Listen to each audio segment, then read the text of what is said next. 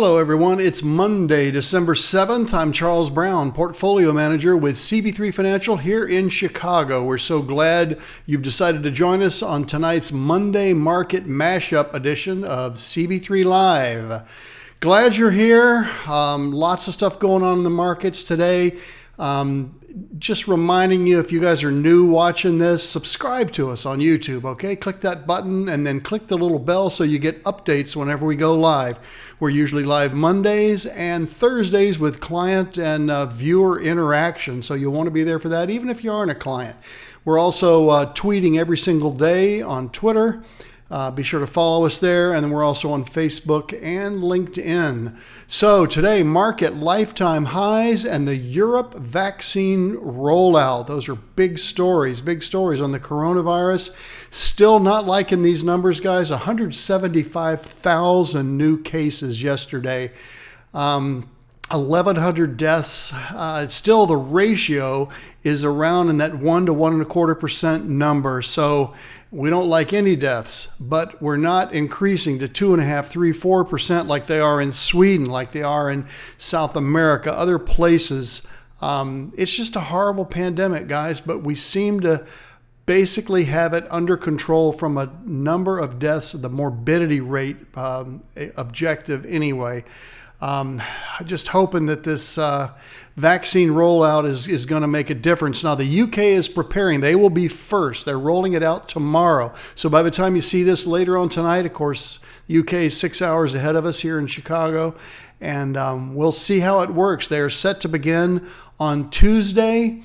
Just less than a week ago, they approved this. And so the first vaccines are going out. It's going to be to the high-risk people in society, probably more men than women, because 71% of the deaths are attributed to men, older men, and people in high-risk situations like diabetes and other medical complications that make them a higher risk. We'll see how that goes. We'll get back to you on that.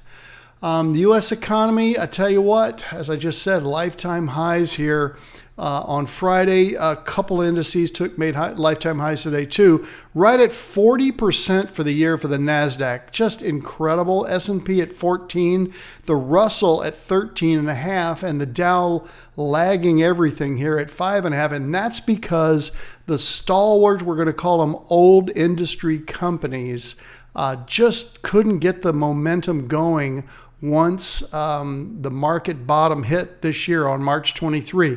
Frankly, and I've said this before, I think that low is good for our lifetimes. Yes, you heard me correctly. March 23rd low will be the low of our lifetimes. I just saw such hysteria in the markets. We never lightened up in that time, and it's indicative of why we're up 55.5% for the year in CG.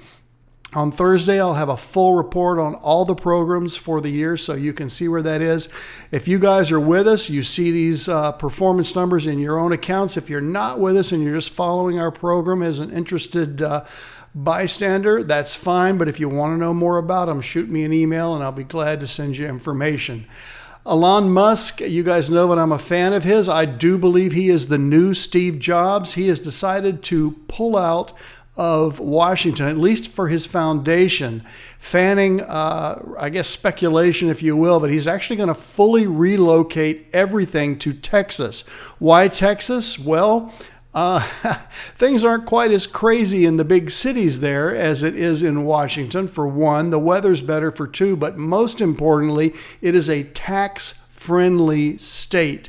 And this is a theme that I've had pretty much since I began doing these in March of this year.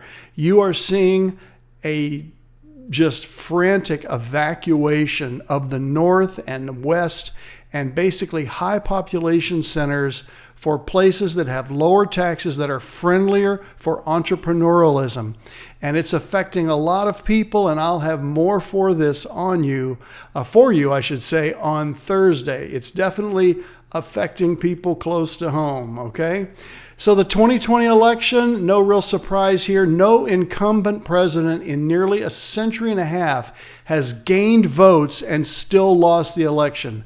Donald Trump actually had way more votes in 2020 than he did in 2016. These numbers are about 10 days old, so they probably have gone up. He's gained almost 11 million votes, still lost the election. I'm not going to speculate anymore as to how much corruption there may or may not have been. Attorney General Barr said, well, there was corruption. Sure, there's corruption in every election, but there wasn't enough to overturn the results. I personally don't necessarily agree with that, but on this program, how does it affect us? Well, it affects us because President Trump has now said he's basically considering launching his 2024 campaign kickoff on Inauguration Day, meaning that he would hold a rally at the same time as Joe Biden is sworn in to be the 46th president of the United States. Now, those of you that are history buffs may know that Grover Cleveland is the only U.S. president to have split terms. That would be possible for Donald Trump, although he would be 78 years old when he took office in January of 2025 if he were to win in 4 years. But a lot could happen between now and then. Why do I mention this on a financial program? Because Donald Trump makes news. Donald Trump can still be a huge influence in the markets simply because his opponents and even his own Republican comrades, if you will, don't know what he's going to be doing. So it looks like even though he will not be in the White House past January 20th, he still will be an influence on the markets, and that means we have to follow it. So today's words of wisdom: Christmas is the season when people run out of money before they run out of friends. So you guys be careful out there. As a portfolio manager and a wealth manager, we want to encourage you not to spend more than you should here at Christmas, even though we really want to try to get some cheer to finish this year off. 2020 has not been kind to many people in America, although for some it has not been too bad a year.